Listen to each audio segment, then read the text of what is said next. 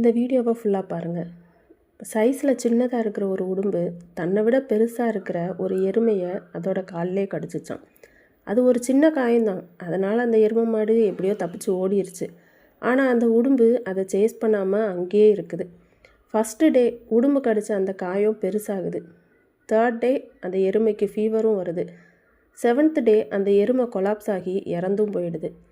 இதில் நீங்கள் ஒரு விஷயம் நோட்டீஸ் பண்ணிங்கன்னா, அந்த எருமை மாடு அந்த உடும்பு கூட ஃபைட் பண்ணியெல்லாம் சாகலை.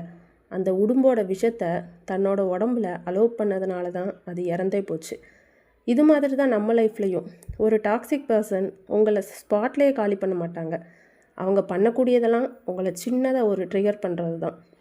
உங்ககிட்ட வந்து இது நல்லா இல்லை, நீ பண்ணுறது சரியில்லை, உன்னாலலாம் இதை பண்ண முடியாது அப்படின்னு டீமோட்டிவேட்டிங்காக ஏதாச்சும் பேசுகிறது, இல்லைன்னா உங்களை டிஸ்கரேஜ் பண்ணுறதுன்னு ஏதாச்சும் சின்ன விஷயமா பண்ணிட்டு போயிடுவாங்க.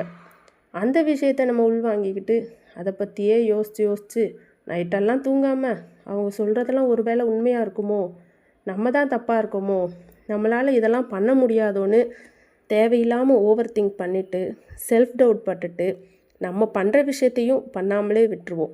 அது ஃப்யூச்சரில் நம்மளையே அழிச்சிரும். ஸோ நம்ம பண்ண வேண்டியதெல்லாம் ஒன்றே ஒன்று தான். யாராச்சும் உங்களை ட்ரிகர் பண்ண நினச்சா அந்த விஷயத்தை உள்வாங்காமல் அவங்க பேசுகிறதையும் கண்டுக்காமல் உங்கள் எஃபோர்ட்ஸை நீங்கள் கண்டினியூ பண்ணிகிட்டே இருந்தால் ரிசல்ட் நீங்கள் எதிர்பார்க்கிறத விட சூப்பராக இருக்கும்.